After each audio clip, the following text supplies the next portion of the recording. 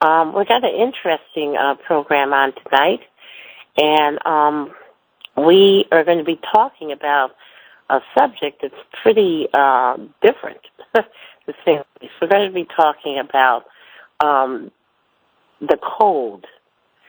The Code was written by Sevan Bomar, and he talks about things dealing with religions, alternate universes, and more. And I'm going to bring Sevan on right now.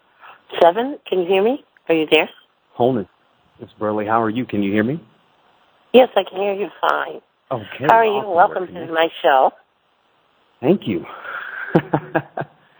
It's pleasant to be on. I'm already very poised for today's message, especially in light of just being in your presence. It's just awesome. It's one of those things. I think when we even spoke previously, I got so excited I couldn't even get any words out. But today I'm going to have to get some words out, and we're going to have to dig very deep into this, aren't we?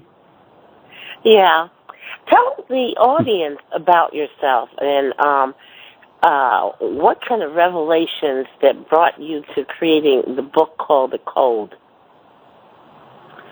Well, I mean, to compress it, because obviously my life has been, personally to me, very enigmatic on the planet. Like I've been hunting down the meaning of life and what happens after death since I was a young child. And that's led me to different circumstances in life, but mainly what I call something of an occultation. And this means that where everything has some deeper level or esoteric meaning that's happening to you, whether you're aware of it or not. So I'm one of those individuals that by the age of 26, I was fully aware that there was more going on to the reality and that there was other planes.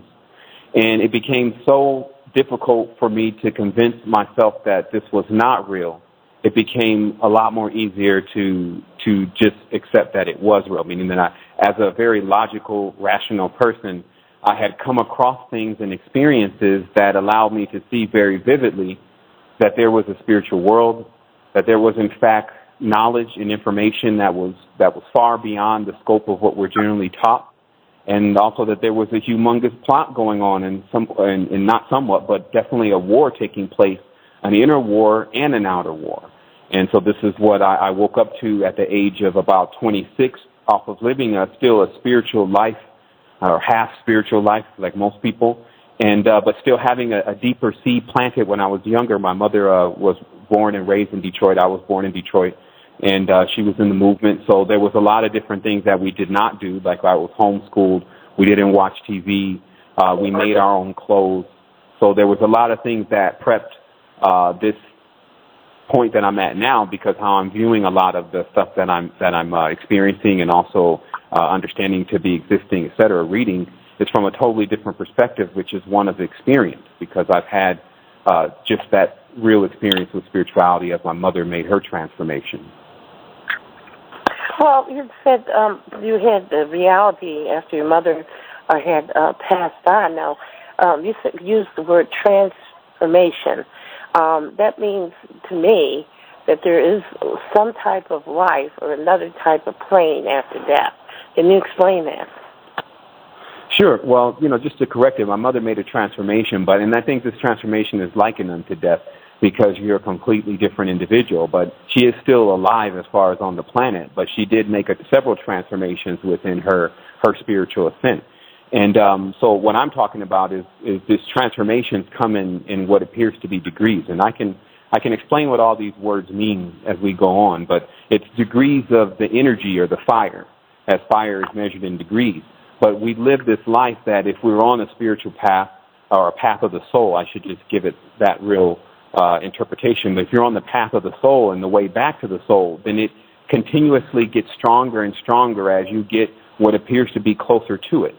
So each time, though, there's an upgrade. There's a dying or a shedding of the old shell, and then there's this rebirth that takes place, and you are in a new character, a new state of mind, as long as you have prepared yourself for these processes. So, of course, what generally holds people back from making multiple levels of transformation within themselves to perfection is the stagnancy of being in one frequency for a prolonged period of time, or in one chakra, or in one world for one particular period of time. And so this is about what the ancestors gave us instructions on, which was cycling the energy and taking it all the way up and then bringing it down. So, of course, there's a mental, physical, and spiritual correspondence to all this. And then, obviously, as seeds, we are in territory where there's birds that will pluck you up. There's hard ground where you won't be able to set your roots deep. There's different perils on the path. And so if you can make it through, you will develop into what is the complete form of this universe. We have it in ourselves microcosmically, but there is a higher degree of its power. Well, let me ask you now, there are people that say that they have life death experiences, like where they were in an accident and they feel that they were removed from their body. There are other individuals that, have had situations where they actually died and ended up in almost morgues and they came back. Do you believe from your studies that these people have experienced life after death, or is it something entirely different? Oh, for sure. Well, really what they've experienced is the space that their next body that they go into is inhabiting.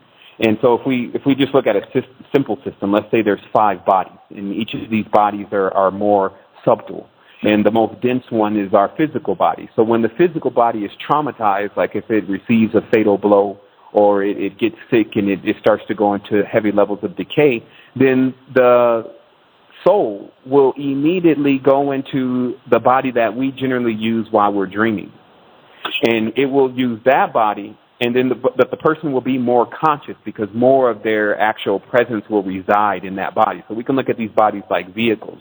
So they jump into that vehicle, and then they will observe what is going on. And many people have stories about this, watching themselves even getting to the hospital, flying over the ambulance, because it's known that the next body, what you call the dream body, will always attempt to go back into the physical body. It's anchored to the physical body until the cord is cut. So until it's completely lifeless, and even sometimes after what people think is lifeless, there's a return sometimes of the spirit back into animating that body because it has desire to be back in that body so much it's been able to reanimate it.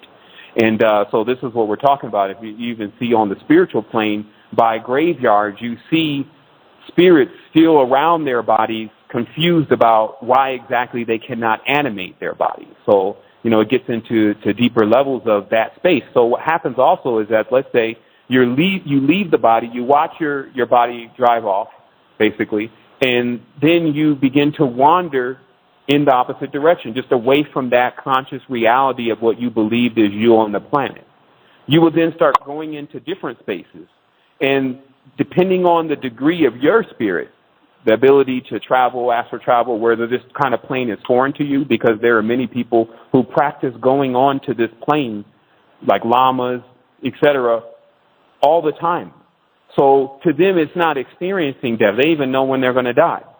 So it's a whole different thing. They just see it as the time where this husk, this shell is going to shed, and they've already started preparing the next vehicle just as a frog's body actually overlaps the tadpole. When they were looking at the frog under a certain kind of microscope, a tadpole, they noticed that the shell, the energetic field of a full-grown frog is resident around this tadpole. So this means that over you right now is already the next stage that you're going to metamorphosize in. So that's what we're talking about. Well, the thing is, when you talk about, in some of the Buddhist practices, they claim, like the Delta High Lama, when he is close to passing on, there's a child chosen, and that the essence of his being goes into that person. So does that mean that the child would hold 2 different souls, or that he's one of the now deceased and the soul of someone else? What is your concept of that? Hi, everyone. Welcome back. It's Deanne on the Deanne Burley Show. And I just want to announce tomorrow's show. We're having a former U.S. Olympic skater, one of the powerful skaters of the 90s, and he's going to be on this program talking about his new entrepreneurship, which is dealing with fine arts, pennies from heaven, he calls it. He takes rare jewels, emeralds, and he also paints with them and uses it for forms of art, high-end art, and he's opening this door for passage for others of other levels of the art community to get involved in internationally and nationally. So I'm going to have my special guest tomorrow. He's going to be talking about his life, his career as an ice skater, and then we're also going to talk more about his new career in the fine arts. And I have my special guest on right now. He is a person that has researched the transition of souls, the astral planes, let's say, other levels of realities, and where we exist. And that's Sevan Bomar. And Sevan, can you give your website information here for our listeners as we go further in this? Sure. If anyone wants to reach us, they can reach us at astralquest.com.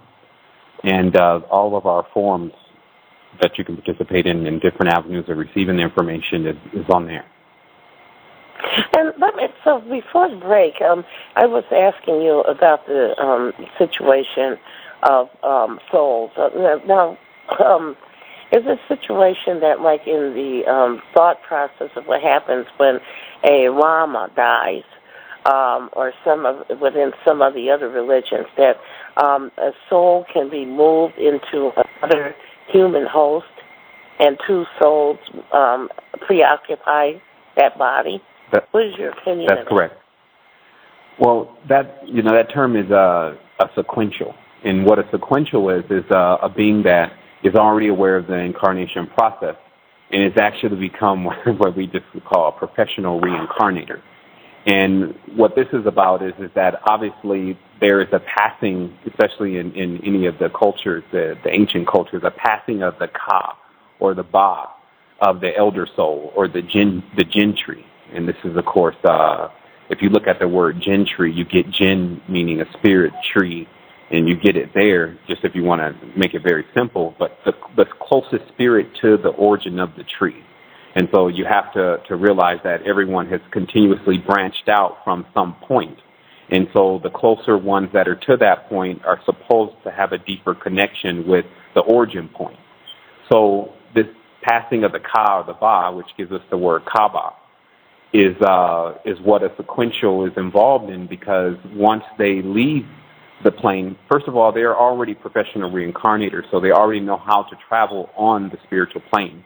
Generally, you can't always say that the vessel that they're inhabiting next belong to another spirit, because the spirit is what animates the vessel. So a master would go into a womb and inseminate and then come out as that child, and then once getting to the age of knowing, the point of recollection, then they would animate that child, and then the child will be able to choose things that the master had before to authenticate that this process had completed itself. And so this is what you're dealing with. This is professional reincarnation. And now there is another phenomenon, though. I won't omit that there are spirits that can inhabit another vessel, several spirits that can inhabit a vessel at the same time. And this generally is called possession. But we need to understand what the difference between a spirit and a soul is, because a spirit does actually denote a specific kind of being, while a soul, being used in the plural, souls, is not correct. There is no plural in soul. Soul means one. That's it. There's no plural. So what a spirit is a disincarnate being, meaning a being that does not have a body, that still hasn't come into the realization that all is self, or that there is a connectivity of everything collected, and that's on the other side of the sun. So this being wanders around in one of the more ethereal vehicles in this identity known as, for most people, a spirit, but there was a whole classification of different kind of beings that resided on the astral plane. And this, of course, comes in modern texts as dukes and hags and these different kinds of astral energies. But the only thing they really are human beings that have left the planet multiple times, still staying in a cycle, and now they're just not on one of the physical planes or 3D planes anymore. Well, I wanted to ask you now, there's a situation like in Africa, Western Africa. They have a naming ceremony. A lot of people don't know anything about it, but I happen. What it is that a child, when the child is born, they're christened, but in a different way. And what happens is that they do a naming ceremony. It's basically bringing forth the souls of dead relatives and ancestors into a host of the baby, hosting in the baby. And they use, I think it's 7 vials of different things, spices and various other incense and things. And they do, some type of ritual. And is that a situation that they are bringing spirits in, or is it incarnate souls, or what is your opinion of it, or are you familiar with that ceremony? Yeah, well, what's happening is that, first of all, within every name there's an evocation, because words do mean things, and they're very powerful words. So, of course, many of the indigenous languages and the ancient languages seem funny to speak right now because they pull from the lower area and up, which it takes to actually bring something into a three-dimensional reality. It has to be strong enough. So you have to vibrate first from the lower chakras and then bring it all the way up. So these languages sound quite strange to most people. But if someone is past that kind of name, surely by their name alone, they're already connected to these quote-unquote spirits. But if we're talking about entreating invocation, which is basically when there are certain things burned because of this memory. As I said, you see beings on the astral plane just in cycles. They gravitate to things they've been doing or places that they've loved to frequent. So smells, like if there was a village and it was raised with this copal smell or this acacia smell, and that was the most popular incense, just like back in the days we have incense in the house, etc. So this smell entreats them. It calls them from this other dimension in a language in which they can recognize, because the nose is one of the more primordial senses. It knows, right? K-N-O-W-S. And so the nose has a sense that stretches really across time, and that's why most animals can sense you, not necessarily smell you, but sense you thousands of miles away. So, this is, again, taking apart the mysteries and then saying it just as it really is. So there is a lot of entreating of different energies, especially within, everywhere. People just need to realize what it is. There's older systems, more ancient systems that seem primitive, seem hocus pocus. And then there's more newer systems, like you come out with your name as John, and you get, the Masons playing around with your name, and then you capitalizing your name or putting you in a case, meaning bring his case in. Now you're in a coffin. They have their courthouses docked on land, and, all these different levels of what they have developed from a plagiarization of the original matriarchal system that was first inhabiting the planet that we're on, called Earth. Now, the other thing I wanted to bring up, too, is the other level of this. Now, if you look into the Catholic Church, Roman Catholic, they believe in a place called Purgatory. So, your soul is supposed to, once you are deceased, enter into the area of Purgatory until it's, reclaimed by God himself. What is your opinion of that? What is that? Does that exist?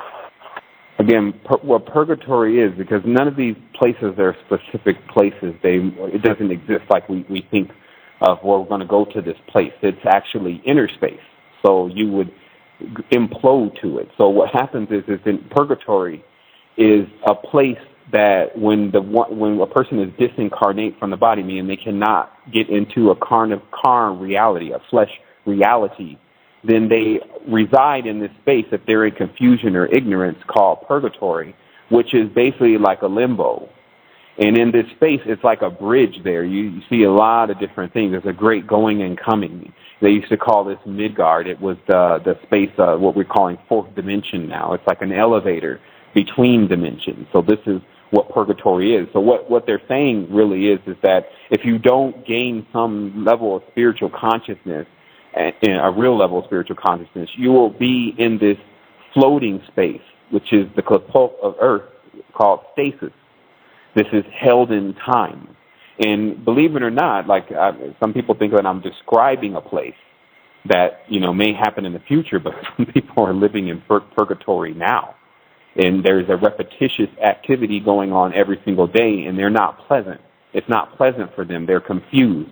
They don't know where they are. If I say, well, where are you? I'm on Earth. Well, where is Earth? In the universe. Where's the universe? So most people think all this stuff is outside. It's inside. The external world, these are the worlds of division. There's not too many of these because of the acts of division equals decay.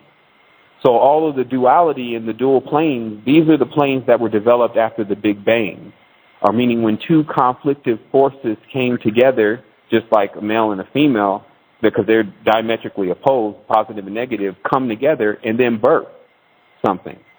And then that birth has everything to do with water, right? Because there's the birth in water. And so this is really an ocean. Like what we're in right now is an ocean. We're in a bubble that has water. There's no water in space, because space is a vacuum.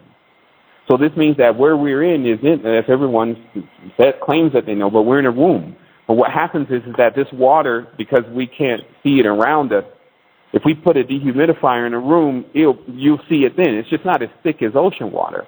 So what I'm telling people is that this puts us on a hive in a sense, because there's a conductivity that we all of us share because of this water, and because of this thought. Well, I want to bring that point in, but there's something else I want to bring in too, because see, what we're doing is we're trying to put a frame around a concept of something that many people that are various religions don't want to really touch upon and talk about.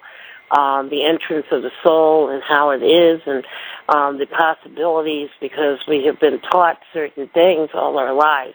And outside the realm, then we might be in the realm of dealing with our God system, because we're thinking outside a box that has been perpetrated and given to us from the beginning of time.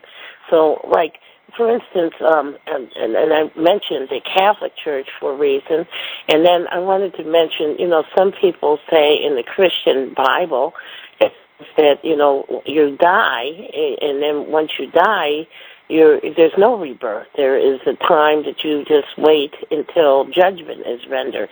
Or what is your idea and opinion of that? And then I wanted to go back into what you were talking about before, about the world being in a bubble of ocean. What do you think about this situation that once you died, all the souls, wait and sit until he comes back and judges everyone? Okay, well, first of all, we need to get a really quick concept of what's going on in the Bible, because the Bible itself is a hodgepodge or a buffet of several different works. And so obviously one of those works include a lot of the Brahmic works, because you have Abraham, who's a Brahmin, and his wife Saraswati in the Hindu culture. And this is a book 20,000 years old, so before the Bible was even thought of. Before they even say the Bible is 10,000 years old before the point of creation. So this supersedes all of that. Matriarchal clans 60,000 years ago. So what we're dealing with the Bible and these hodgepodge stories is you're dealing with the Germanic god Gud, meaning that God is a specific term, and people need to realize this very briefly, that words are power, mantras are power. So if there is a ruler and he wants to give his mantra so that those who evoke in their highest state to call on the highest one should have to have the right name, because that's the energy game that they're playing. And that's why in every culture they have a different word. They're not using the word God. So who is God? God is Gud. And Gud is a Germanic god of the underworld. So the management of the Bible is a lot of duality. There's a lot of confusion going on. God says he's not the author of confusion, but then actually says, let me go down and confuse them. God uses language to confuse. This is a big thing. This is Gideon written in every single different language, this book of confusion. And so what we need to see is that there's a lot of research that needs to go on with if something's supposed to be so close to us and able to assist us, just the sheer lack of communication to the youth. If it's a father, you cannot be a father if you're not really there for your children. So what happens with this book then, because it's the biggest level of mind control, is when you accept certain things that don't make sense. Curses anyone who hangeth upon a tree. New Testament comes, the son is hung on the tree. There's several different contradictions if you just study the book. There's even another book that's written that tells you all the contradictions. But what happens with this, though, is if the mind begins to accept contradictions, it lowers its shields. It loses energy. It literally becomes drained of energy because the power is being given up. Because when most people ask, where is God? He's in the sky. And the other thing, it's a he. So, we have different dynamics going on with the book. So there's nothing really to authenticate in that work as being nothing more than mind foolishness. And I almost said a cuss word there, but that's what you're dealing with. But at the deepest levels, because what the Jesuits have done is the Jesuits have books. There's 5. Everyone knows the Vatican Library is 5 miles, but then what is in there? There are books that need to be chained down in there. There are books that were written during the times when they were going through these different cultures and taking the trees, taking the totems, taking the fetishes, but mainly the words, the tones, the vibrations, because they wanted to monopolize those tones and vibrations. So it's very easy because each tribe then of the world has a specialty, has a power. It also has a weakness. Well, we're going to break again, and we're going to talk about the Sophia Pistis. We're going to go through, but I want to continue on the thread that he's talking about now. We'll be right back after this station. Welcome back, everyone. It's Deanne here on the Deanne Burley Show. And by the way, tomorrow we're going to have my friend that's in Hollywood, U.S. Olympic ice skater, on, and he's going to be talking about his career. His name is Shepard Clark. He performed in the 1993, 1998 Olympics and powerful skaters. If you go to the website, you'll see his collection of arts and what he does for entrepreneurship today. And then don't forget, on Thursday we have the Judging Me show with Judge Mary Elizabeth Bullock. And then we also have the Modern Day Shaman coming on Wednesday program. So gear up. We have a lot of good programs coming on, not only this week, but all future shows. And we're today with my special guest, Sevan Bomar. And we're talking about something that no one really talks about, the situation of souls and out-of-body experiences and things. And one thing I want to ask you, too, there was a question, I know my co-host wants to ask you some things, but I want to get to one other point real quick and bring him on. But when a person dies or has an out-of-body experience, is there a difference in the weight of the body itself when the spirit leaves the body? Oh, for sure. I mean, some can actually lose their life by leaving the body. There's a lot of in this.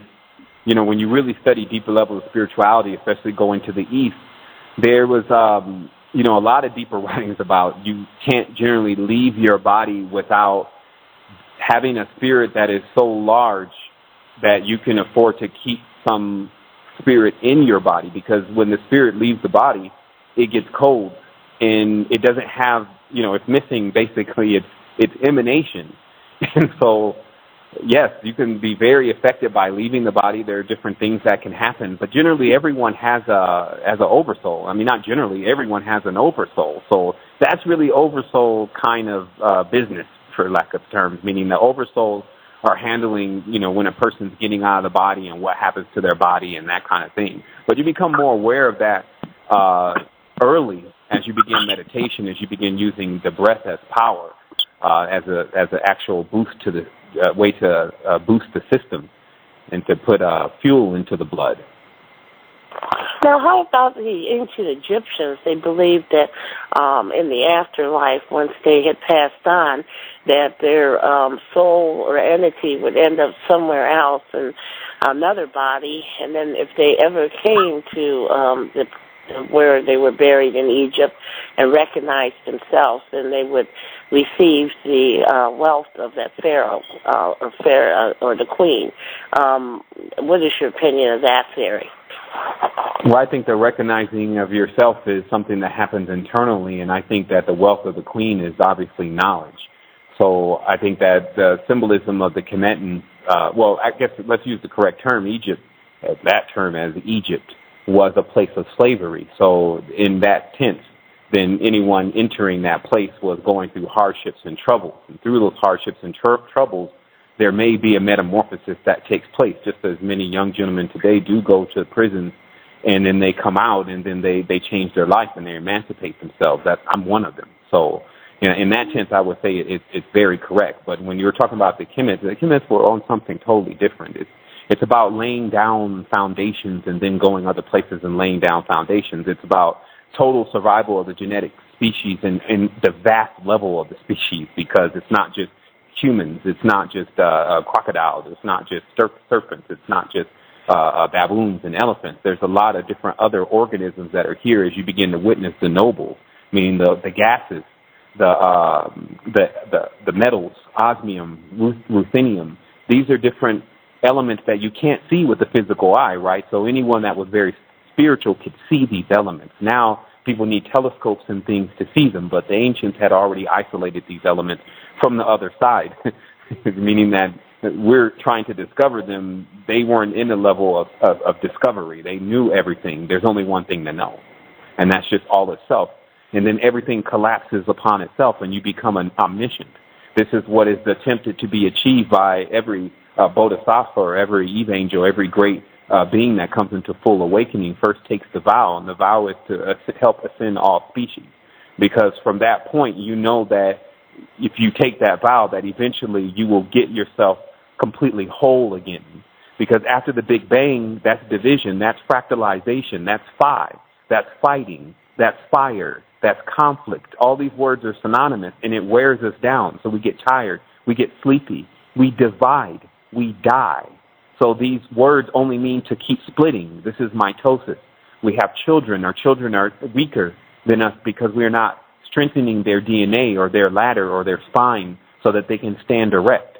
So there's a riddle also here, meaning that there is a way with the words. The words do mean something. First of all, with English, the words are backwards.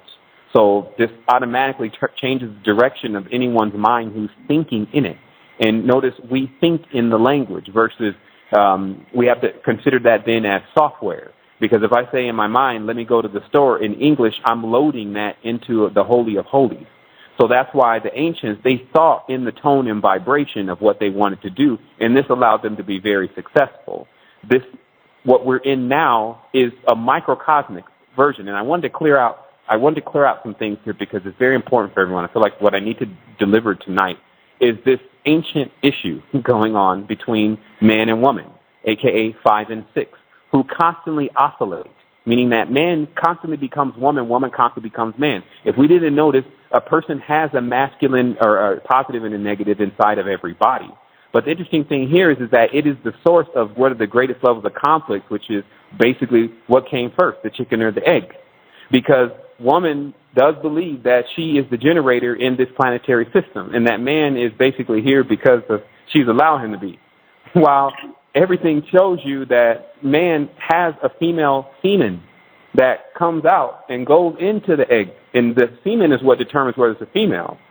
So there's a metaphor here in the beginning of this crazy book about Eve being removed from Adam. That's not what it says in Hebrew. What it says is that Hawa was removed from Cadman, meaning that Cadman is an androgynon.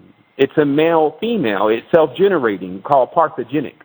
Okay? And then when you split that, meaning you put the male on one side and you split the male from the female, and then now you have them two out in 3D, they will go into conflict with each other. But that is because that's why man becomes then man. He doesn't become cad man. Now, the word cad means a design or a creation or a creator.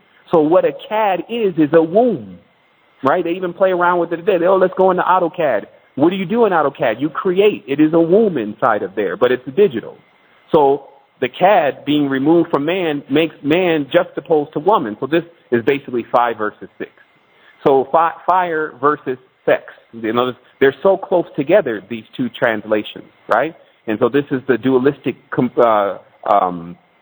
taking place that happens on these kind of dimensions that makes it God's or God's chariot.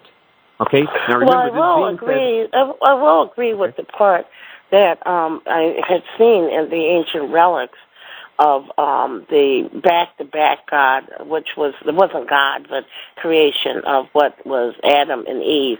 Adam and Eve were one, and they were split in half. That's according to a lot of the ancient relics that were left around in the cultures of Samaria and Mesopotamia. Right. And they have, if you go to the Oriental Institute in Chicago, you'll see them.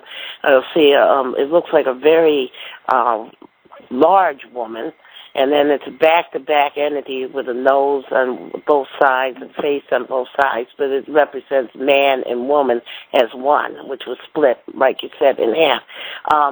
The other thing, too, with the second creation, it stated that it seemed as though there was another being here on the planet, a woman named Lilith that was not connected at all with the Adam and Eve creation, and was put to Adam but refused, and that was in writing in these old texts further back in the Bible. In fact, the ancient Bible even speaks of Lilith.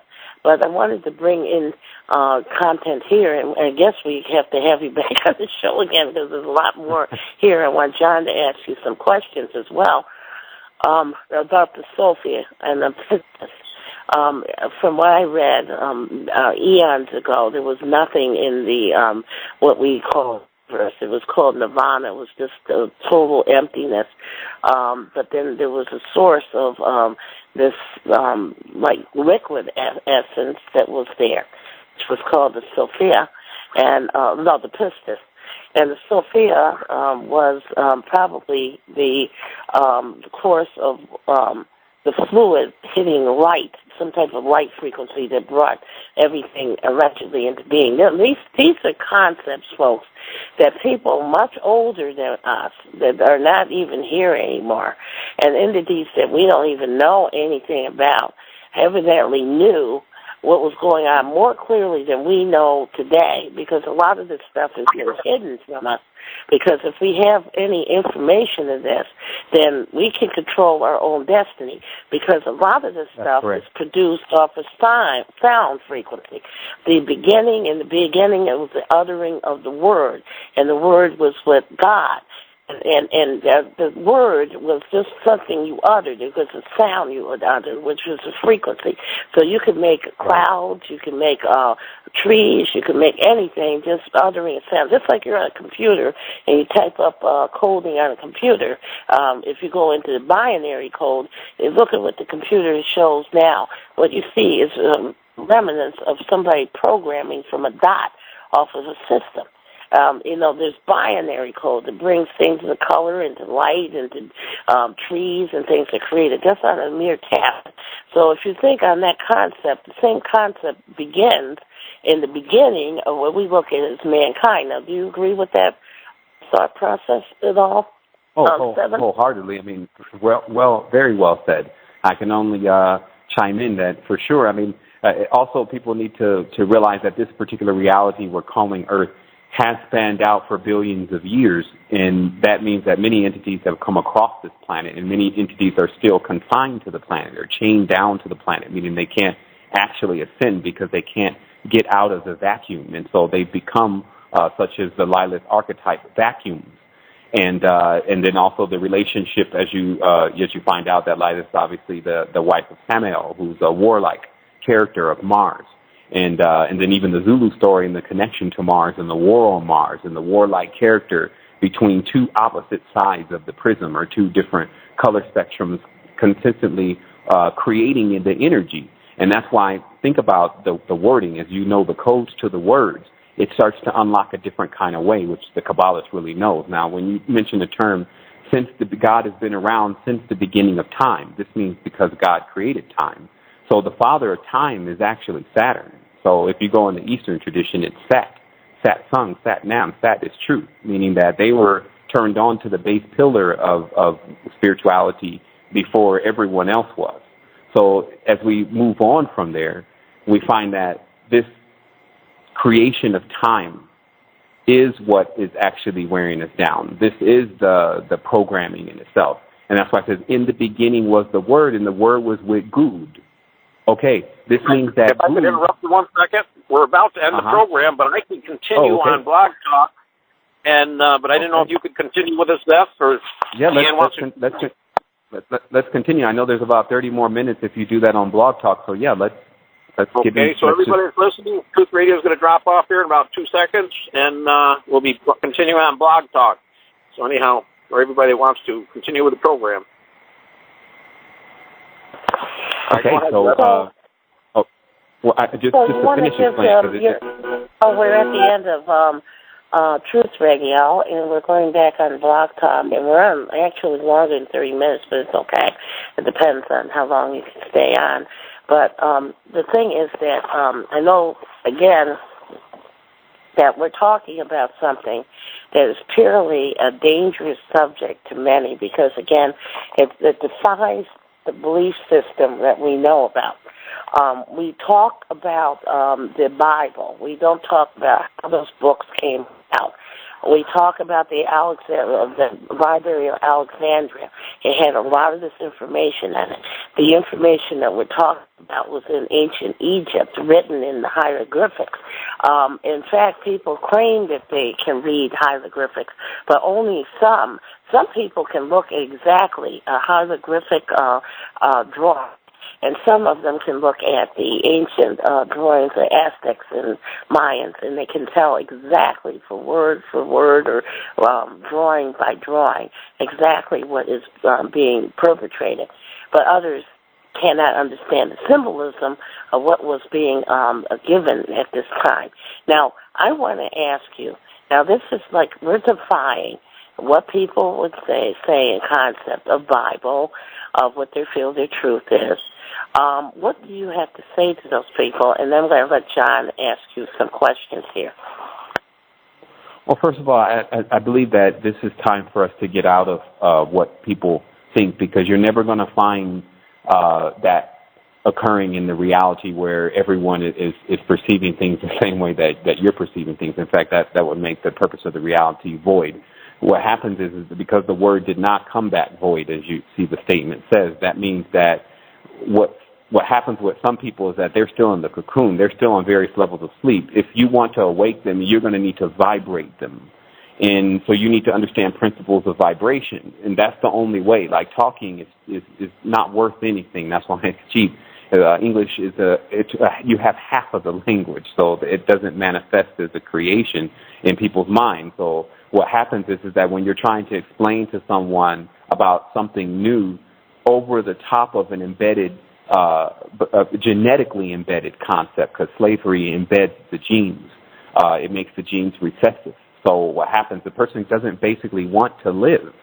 Let's think about what happens. Like if you get to a point where you have been beaten and you've been utterly destroyed to a certain degree, your family is missing, your land is gone, all these kind of things, the wheel, W-H-E-E-L, is broke. So when the wheel is broke, the only thing that can come and fix that is someone who knows how to work with chakras, because chakras are the wheels. And so that's what I'm talking about. Like, this isn't very integral work. This is even fringe. Like, people are not sitting down talking about this all day. The most they get to it is they pull some of these wild books out, and then they start drawing circles on the ground and then staying in cycles like they've always been. This is taking in totally different kind of individuals these days, ones that have been through all of this stuff and then still have risen with clear minds to really come in with another level of this expansion. It doesn't involve systems and languages and things at all. It requires energy and a direct connection to a pure source, because that's what we are. That's what we do. Until we see that again, we'll never see ourselves. So that's also why I'm very adamant about bringing this forth. And again, just to close out what I was explaining about the word is with good, is that we need to understand that this word is specific. Now, I'm not going to give anyone the word, but I will tell you the word makes a cone. And what this is like, if you understand when you get into a stage with your third eye and your chakras on and you say certain words, geometry appears in front of you. And then from that point, you shade the geometry with more words. So that's why words they're sculpts. They sculpt. And they sculpt geometry that is breathed from your mouth. That's why we have the breath of life. We can breathe life into an existence. But that existence is this geometry, right? So what happens is that in the beginning was the word, and then when the word fell into the hands of good, this is like an old cartoon where they say, never let this fall into the hands of evil.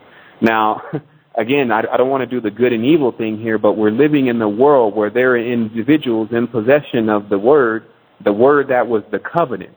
And this was the agreement between what we're knowing as Sheba, Solomon, and Menelik, who is MLK.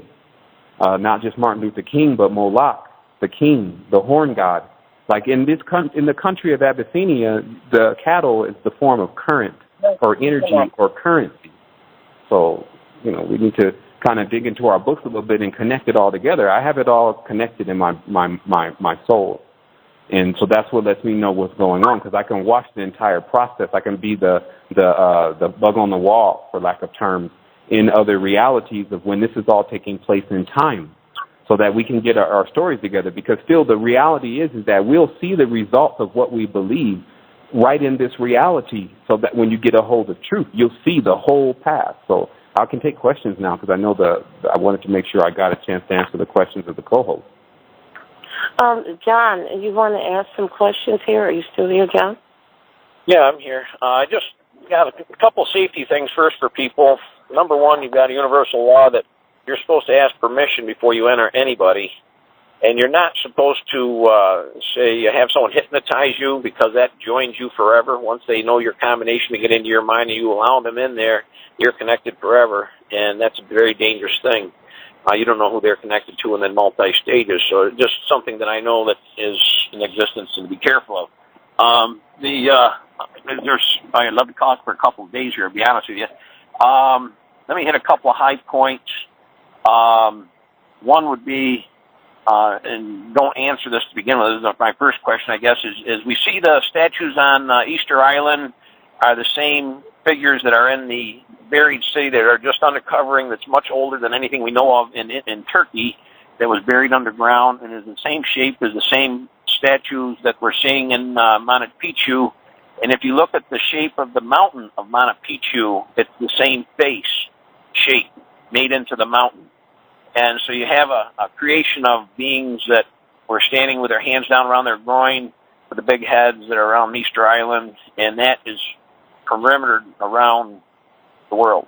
All right, the other thing I want to bring about is my understanding, and I've been out of my body 3-4 times. I've been told and impressed on my life to do everything every day to help everybody, and I've seen heaven, I've seen hell. I've been taught that hell is a growing point of negativity. If you don't do it, you'll be on the outside looking in and not be able to do anything. You're full witch and not being given permission to do anything because you violated.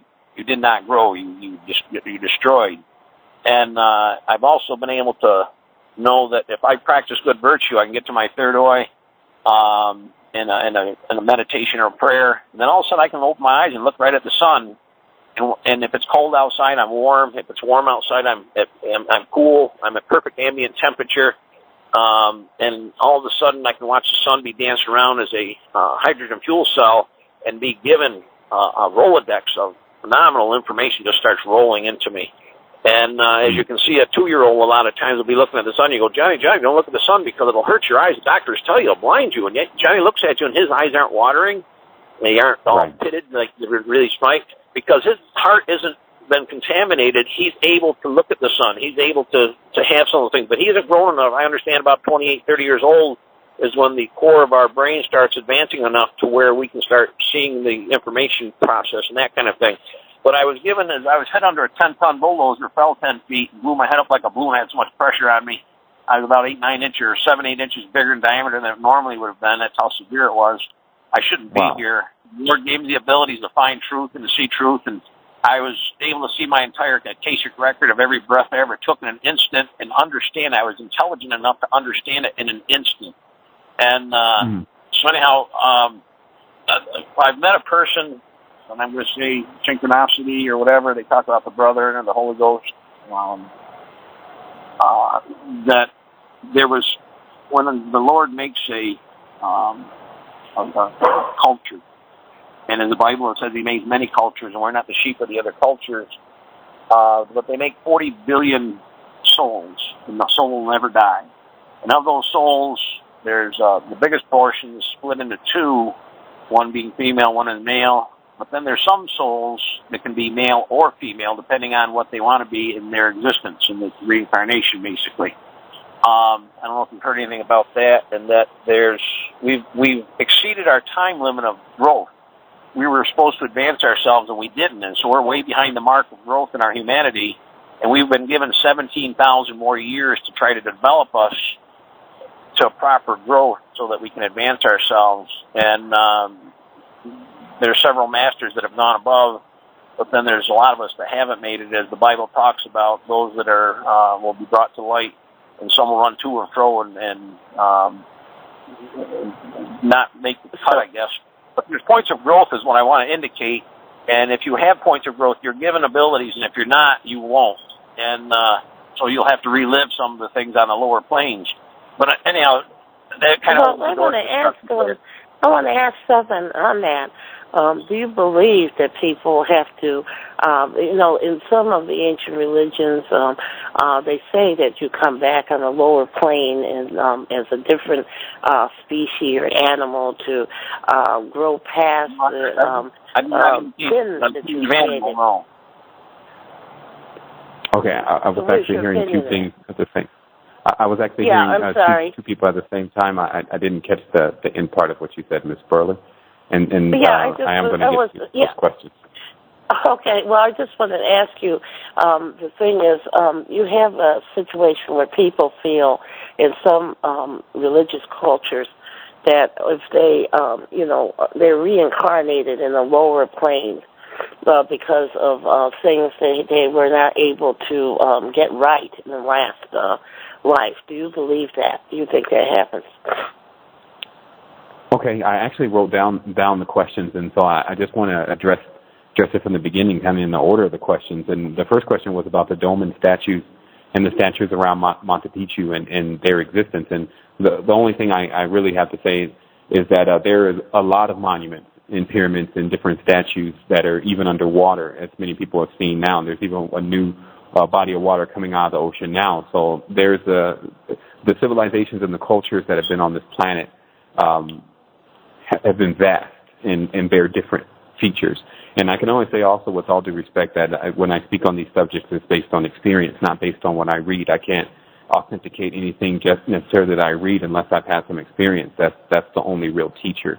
And so just to really address what the gentleman was saying about the sun, and it's very correct that the sun is actually, sun is everything as far as its transmissions. And it's interesting because when there's a connection, we just call it a straight pipe. This is when you're actually flying towards the sun rather than just receiving the rays from the sun. Then as you're going, you're purified because the sun's going to melt off all the toxins. I'm just explaining this in more of a metaphor. And then as you get closer, if you have no fear, then there is no fire, meaning it's actually not hot. And the riddle of this also was within the Sphinx, because when on the astral plane, if you go to the Sphinx, you do see a very large lion, really basically a composite being of a lion and many other fiery creatures. But there's supposedly a library beyond that. But if you show fear, then you cannot get beyond that point. And so I think that these kind of stories were given to let us understand that if you notice that, let's say, for instance, you're flying towards the sun. As you get closer, the stars that you see in the distance actually start to blur because they get brighter and brighter and brighter until eventually it's all collected. So this is also why it's important for us to see that it's common sense. It's not spirituality, mathematics, science, etc., to let us know that there is an origin point. Because if I go back to your grandfather and you're his grandfather and his grandfather, and I keep going back, I'm going to get to less people until I eventually get to some type of composite being. And suppose this happens with all species. So that's what I'm talking about. That at the point where all the species are coalesced together, still inside of one womb, that's the origin. What we've done now down on the timeline, and this is what will always keep you below time, is segregation. Any kind of separating. You need compassion. That's what all the masters in every religion at least attempt to teach. So that means that that's something that we must do. And compassion means not differentiating, not setting any walls or laws between one and the other. Let all come forth to receive. So we need to understand, though, what all really is, okay? Because the sun, just as it's bright, is also blinding to some individuals. So it's in degrees. We learn discernment. This means to learn your field, learn how much you can take of it and how much you can't. But generally, we're hardwired to say, okay, I can't read that. I can't believe that. And that's the limit of what we can take. But we can't make that also the next person's limitation. And then one of the other things here is about the code, that when you're in these higher states of consciousness, many have experienced this on what we call Dimitri or DMT, but when the third eye is open, you see a code running through everyone. It is a different kind of language. There has been no extraction of that language, but it is there. So this means that there is something running through the framework of this reality that is a tone and vibration that it looks very similar to what the Aztecs, as I call it, Aztechnology, or the Mayans were using. And I'm just yet to finish my research of this phenomena of this code running through people is only exclusive to this country of Costa Rica. And then finally, to answer the question about the lower plane reincarnations. Now, remember, we're still in this conflict with principalities, rulers, and dominions, okay? So let's not act like that they're not here. It's just, it'll be amazing to many people when they figure out the true identity of those principalities, okay? So the lower plane reincarnations occur when a soul, or then a spirit, we need to work on differentiating these words, but a spirit is degraded. And degradation comes when you break your moral bearing too much. So there's a natural moral bearing within every individual that says, I shouldn't do this and I should do this. That is the only Lord. The Lord is in the mind, is set up in the temples. But understand, lords are also conflictive. This is why there's Cain and then there's Abel. Now, if you understand this deeply, you're talking to someone who's read the Bible 3 times. You're talking to someone who can convert someone to Christianity within 5 minutes. I went far. I obtained the Holy Ghost. This is the issue with most Christians, is that they are not obtaining the real levels of power that are incorporated within their belief system. They're sitting on the pew. Imagine that this didn't have anything to do with your connection with all there really is. And to entreat something like that, it starts to become obvious. If you just call a little bit and you don't get a response, all that's going to happen is you're going to get into a situation eventually where you're going to have to call. So why not call now? Like, if you're going to make a long trip, everyone here, last time I checked, will die. So if you're going to make a long trip to wherever this new place is going to be, you better call first. Because notice how in this world, if you go somewhere very far, you call first. Hey, you guys, you got some space for me? Yeah. So what's happening is that we are severed from our true connection of spirituality by religion. Because if you remember, the book says, well, what are the good ones? Those are myriads. What are the bad ones? They are the legions. Okay? When the demons was cast out, the demon was told to give his name. What did he say his name was? Legion. So these legions of Romans, which is what you see going on, all this book is a metaphor. If you're exoterically looking at it, and this is how we grow. We grow through the depths of knowledge. I was able to take this work deeper because my mind went deeper. And then you start seeing the hidden mysteries. You start seeing, look, this is a book that unlocks, and it's saying something. And when it's done with you, it will tell you, and you will be introduced to the real supreme being, you. Because there could be none of this if you weren't thinking about it. When I remove you from thought, you won't know your name. You won't know who you were born with. You won't know any of this data. That's clear. So what happens is that the dualities, I have to stop you here for a minute. We have a caller on line 4 from 916 area code. Caller, do you have a question of 7? Caller on 916, are you there? I'm listening. Thank you. Oh, you don't have a question? No. Okay. Anyone else wanting to call in, the number is 718-508-9513, 718-508-9513. Seven, go ahead. I'm sorry. I just saw we had a caller. That's okay. We do want to make sure we get to every caller. But what I'm saying is that it is a step on the ladder. If you want to call it Jacob's ladder, Jacob is Jack, is James, is Diego, is Iago. Like, you have to know these words, these riddles. And then the ladder is all of these different stages of spirituality, because there's more open source spirituality. Buddhism is more open source than Christianity. Christianity is a redoing of the ancient tradition to modernize it. That's why it's called a New Testament. It places man as the God, right? Because it's man on the cross. He's the main character in the New Testament. But unfortunately, if man is not living up to his true power, which is as a God, but in this case, a supreme being, okay? So if a man is not living up to his true power as a supreme being, then we have an issue on our planet, because then every time something goes on, like the multiple levels of abuse happening on this planet, we say someone in the sky is supposed to solve this. And we've been thousands of years.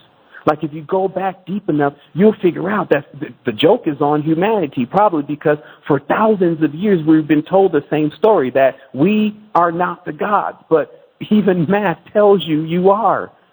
Like, you came from them. So if we accept then a king. Now, I'll take you into the book. Remember, for the children of Israel, meaning the 12 tribes of earth, they were told by, notice there's two gods also. If you're reading the Old Testament very closely, you'll notice there's two gods in there. But the reality is that they were told not to take a king by the good God, okay? And the people said, no, we want a king. So they took upon themselves who? Saul. Now, Saul is actually the Latin word for salt. Salt is also the word, is the cube. Salt is Saturn. So this means that when we were free, it was because we didn't have anything that was lowered or the lowered over the top of us. It's like, do you know that's the part of being an adept or an adult, is that you don't have to be told you should not steal, you should not kill, you should know not to do that anyway. That's your moral bearing. That's something that's hard-coded. If you need to be continuously reminded of that, that means someone has set up a reality where that is okay to do. So we need to be very clear that this reality, what has been set up by God, is under the dominion of God. In his alternate character, at least he admits that he is also created the devil. That is his antithesis or shadow side. So this whole behavior, though, is so immature for us. It becomes so difficult for us to even say that. Now, we are living in fear of even saying that possibly God's regime is not working for us. So what happens then in fear, anytime there's fear, there's a contraction. So this means if you may have one chakra working, but all the other ones may be closed. So this means you're only seeing things at a certain perspective. So when we open the chakra center, when we see things from all spaces, then we collapse this prism or prison, these different colors, these different races, these different creeds, these different gods fighting each other, people fighting each other. All that collapses, and time ceases to exist. And then you get into what's already going on. And this is the last thing I want to say to everyone. I want to stop you here on this, because I want to ask you now, let's go into the thought process of UFOs and aliens. Now, there's multiple universes and planets and, let's say, entities that we have not seen and we think are here and might not be here. But under the idea of that, there's a situation that the soul is universal. The soul and spirits are universal, so it doesn't matter what planet, even though these entities may look different. So is it a situation that there are aliens, or are the aliens actually akin to what we are through the soul and spirit? I think that you said it properly first with the idea of that. Like, we have to realize that as creators, we create. So when we have an idea of something and we give it a face, we give it a particular attitude, a character, an origin, then it can come into existence in our minds as an idea. But when's the last time, beside in our minds, the place between heaven and earth, have we seen one of these creatures? You see what I mean? But I'm not saying that there's not other life forms that live here. I'm just saying that when's the last time they tried to talk and to speak to humanity? And so it's one of those things that there has not been any that has really spoken to anyone, but it's the idea on an external level. On an external level, but the thing is, what the external level has created. See, we have created monsters. Everything is, like you said, creation. Now, if you're a Zen Buddhist, you believe in creation through use of your mind. If you're a practitioner, a Nisha Daishomna, you believe of creation by sound frequency. There's different, I'm talking about in regards to Buddha and the thought process of that.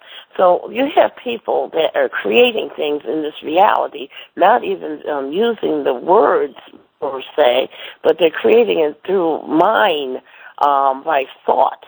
Thought is also a powerful way to create. Is that not true? For sure. One of the most powerful things that we can create is children. And thought comes in place with even that. So if we look in deeply into it, the ideas that are formulated, or is given the strict term an eidolon or an archon. And this is basically an idea. It's not actually living form, but it can become solid. It can become gaseous, and even to the point where it becomes solid when there's enough of us giving our energy into making it manifest. Because, and this is very simple for people. I don't want people to just see this as only something spiritual. We create children. When we have an idea, I'm going to build a house. You start building it, and I come back a year later, and there's a house there. So there is a magical thing if you just want to see that with humanity. And then all this other stuff like reptilians and demons and all these different things, not to say that they don't exist, but they are eidolons and archons because we have the power to accept their existence or not. So some people that are very trained in their mind know how to switch it off. Meaning they know that this is two planes you're living in. If you didn't think so, why do you go to sleep and then you go to another world? You're forced to go to another world every day, just as there's a night and day in the sky. So what happens is that if we accept, when we are in our spiritual stance, in our soul being, this division of what an archon is, what James is, what Jesse is, whoever the name is, or whatever the mark, because these are all Mason marks, whatever the division chiseled away from the statue that we want to call it, we still need to be adult or adept enough to know we're dealing with 3D. Meaning that this has been here for billions of years, first of all. So if you're thinking it's going somewhere, I would look at yourself first. The next thing is that all these planets on this kind of system at some point get superheated. So if you're pissed off about the plastic and things like that, trust me, only the strongest seeds will survive the cycle that really comes for purification. And people may not see that for millions of years. You see what I mean? So while we're here, we have an opportunity, and that's what they say the Buddha found out. The Buddha didn't say, come worship me and all that. He said, look, I'm going to tell you, don't trust the gods. They're divas. They've been down here for a while, and they built up multiple planes, and that their whole idea is they want slaves. So, but there's good news. Everything here that you need to ascend is actually here on Earth. Earth provided it for you. It's in the trees.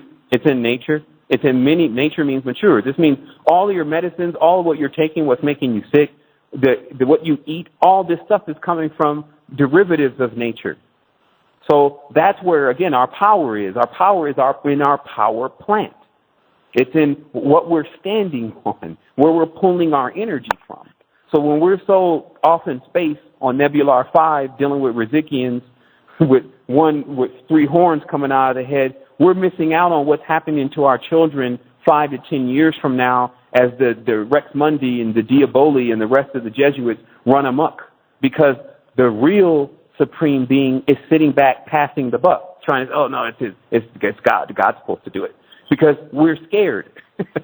But that's what happens when you don't know true spirituality, because remember, if you have any kind of fears, and you'll know if you have fears hard-coded, because if something dangerous happens to you, if you go, oh God, this means you're still in a support system, believe it or not.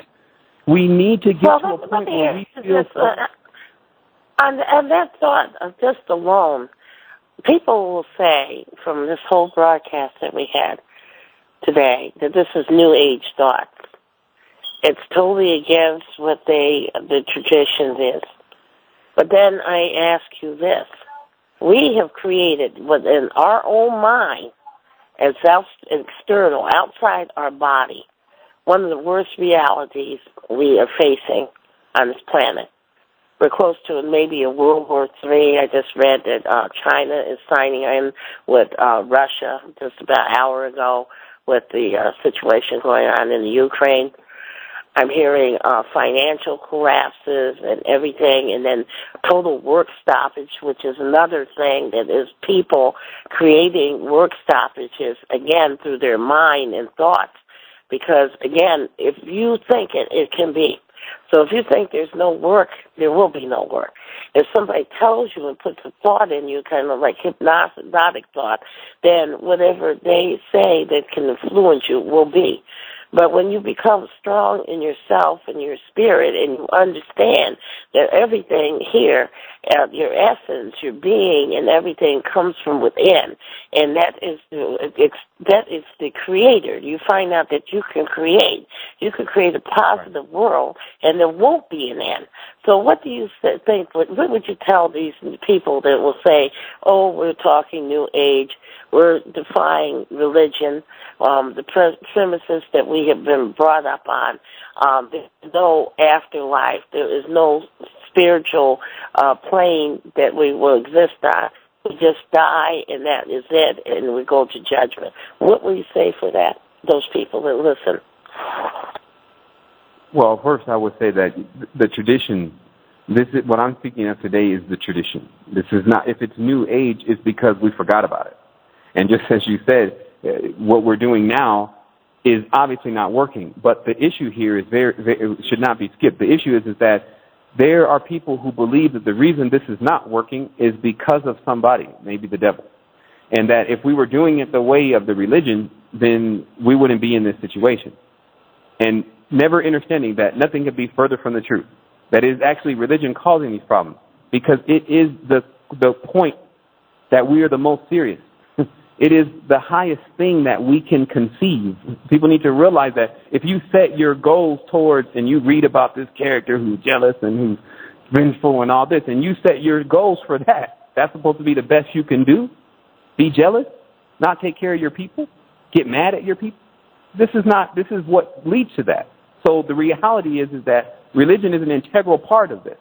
And because I'm not under dominion, meaning that there is another level to this, like we have expansion, we are supreme. When you come into that, then you don't have these demigods scaring the hell out of you.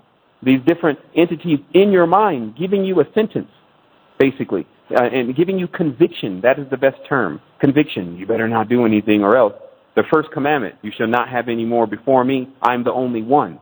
If there's no one other, then that means that we are lost.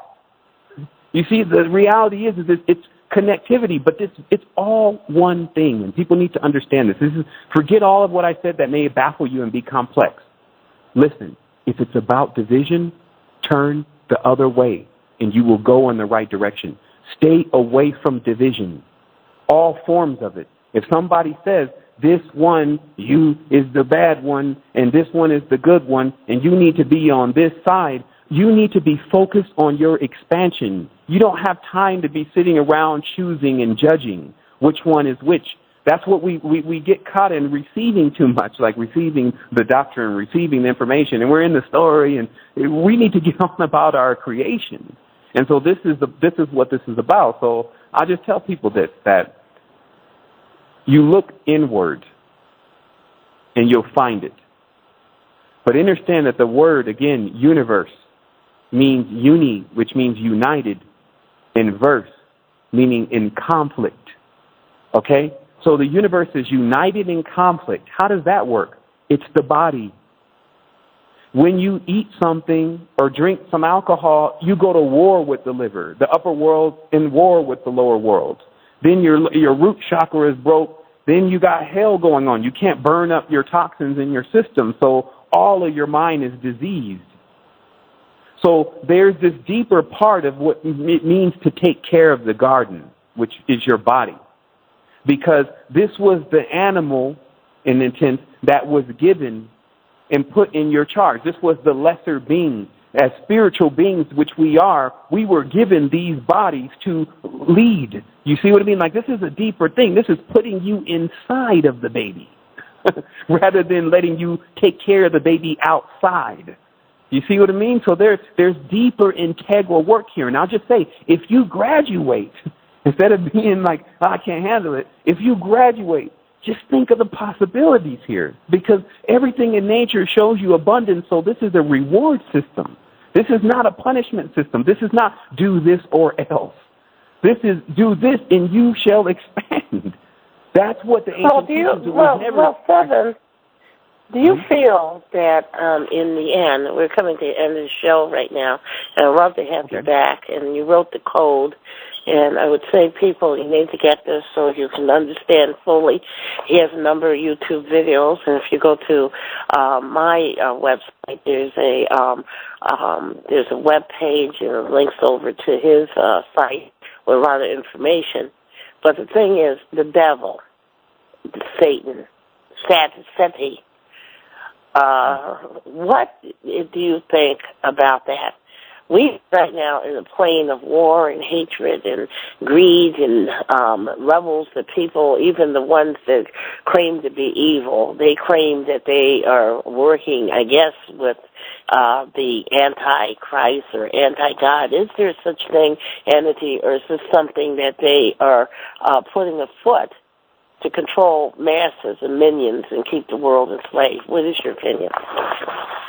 I would say both, because the shade, who's Shaddai, who's the real God of the Old Testament, is in fact wandering around, causing disruption, as always. And this is because the sun has a shadow, okay? Just like we have a shadow on the floor. And that is a collection of the energy. It's like a dark vacuum. And so this is when you would need to understand how the worlds are laid out a little bit more deeper, but it basically it's a shadow world.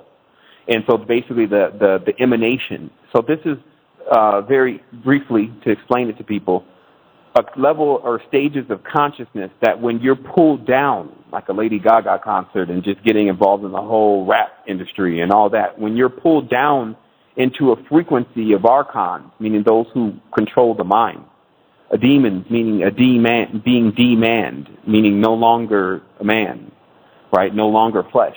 So when you get pulled down onto those levels, which correspond to the netherworld, that's Angkor Wat. That's what the work that was being done there, that is the foundation that these kind of worlds stand on now.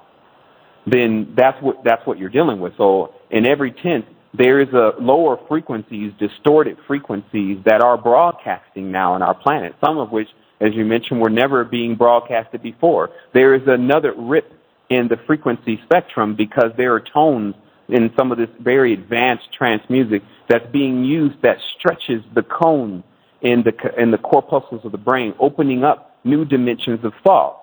And those new dimensions, when they're born, are often distorted. They're like deformed children. And so this is where, when you have the power of creation and then you don't know what to do with it, because we do need to remember, and I'll say this in closing, there's something integral going on here with the creation process. This is why it became the linchpin to the whole thing of why there was a falling away and all this. And it's because of a riddle that Adam and Eve did not know what they were doing when they created Cain. And they had no instructions of how to raise a child. Okay? So this also means now, if you have all these parents that have no instructions on how to raise the child, then you make Cain. Okay? And then if Cain is Khan, is king, is Cohen, who's the priest. He's the priest king. That's the ruler of this world, Rex Mundi. He's brought the world under his sway and under his control. So this is, and again, it's not a him as in far as a male, but it's a fire as in a masculine entity that burns and uses pain and fear. And this is what embodies the Jesuit as they evoke the confined one. So that's really, that's maybe far out for people, but give yourself some time, meaning time equals space, and you may get a little bit closer to what I'm talking about as far as whether it's authentic or not. But, this is something that we still need to focus on ourselves. It's very important that people are losing here, Sevan, is the fact that children are the most important, valuable thing on the planet. and like jewels. It's kind of like, we talk about Adam and Eve created by God, and we have created children, and we have taken our creation that we have created for granted. They have run astray because of the sound frequencies, the various things that other people are perpetrating on them in order to use them. And then eventually what will happen, their entity, their soul, the soul, will become a lesser form of a spirit. And then every time this event happens, every generation that is affected by this, lesser will be the spirit, and then eventually spirit might die. There's another level of time when you get to a level where the spirit itself will no longer be and diminish. And that is for a whole nother show. And I just wanted to have you make a comment on that. Well, lastly, the child is us. Like, we need to really realize what's going on. And I was saying in the beginning, but very briefly, that as the man semen goes into the female and it's not any cooties with it, we need to realize that that's the first point of emanation, but the man can then dive back into the female. So there's two sides, two worlds, two directions on this road, but it still means one destination, that the child is you. It's the coalescing of your biorhythm. So even if you don't have children, your biorhythm will be gathered up into the child. That's like that's in your family line. That's their inheritance, because it's really you. So if we take care of our children, then we've taken care of ourselves. If we lose our children, we've lost ourselves. We see ourselves as separate. Like, that's my child, but that's not me. You haven't seen the astral plane. They're you. And what happens is if they don't get tuned in before you leave, then you can't communicate with them. And this has developed the rift, the division symbol, the percentage symbol, the division sign itself means that you're disconnected. So when you don't know where your father is gone, when you don't know where your mother, your aunt, once they leave, that never settles. You never stop asking. You may make yourself forget, but you never stop asking. So in conclusion, this is about knocking down that wall, knocking down these laws. But someone has to come forth. So here I am, and there are many with me. But this is a task, and that's why we're in action constantly. Well, here, and I thank you very much, Sevan, for coming on. And he wrote this book called The Code. And he has a lot of YouTube videos there. And if you want to give your website again to where they can contact you, and would you mind coming back on my program? Sure. I mean, not a problem, because I know we personally wanted to get into something even deeper. Like, we didn't even get into the jinn and the origins of these different species, because they are here. But in this show, it's just important for a person to focus on themselves. So yeah, I would love to come back and to elaborate a little bit more on some very deeper esoteric laws, and so they can be broke down. Okay. And give your website again. The website is astralquest.com, and the person can find all the links to all the information there. Oh, okay. And John, did you have anything else you wanted to say before the end of the show? Well, just one thing about the alien factor that we do see in front of us is the factor of the crop circles. They touch us of a different set of beings, and there was a question asked to him one time that a woman screamed out, "Well, talk to us," and a word was given, and I can't quite remember the breakdown of the word, but bottom line, it was a situation of number one, it was like an intellectual word that gave I'm not coming to the thoughts now of what I had to ask, but anyhow, the idea of a crop circle is a communication factor that we're seeing physically, and that we're not developing our mind. In fact, we can't answer what the heck it replicates to some extent, but at the same time, it's there and it's in front of all of us. So anyhow, that's something for next time. For sure. It's definitely one of those things that people can look deeper into. Well, thank you, and we're ending the broadcast, and tomorrow we're going to have a U.S. Olympic skater on, Shepard Clark, and we're going to be talking about the art community. So tune in, and thank you again, Sevan Bomar, more than welcome. for coming on. John. Thank you very much. Good night, everyone, and peace, and we'll be back tomorrow night.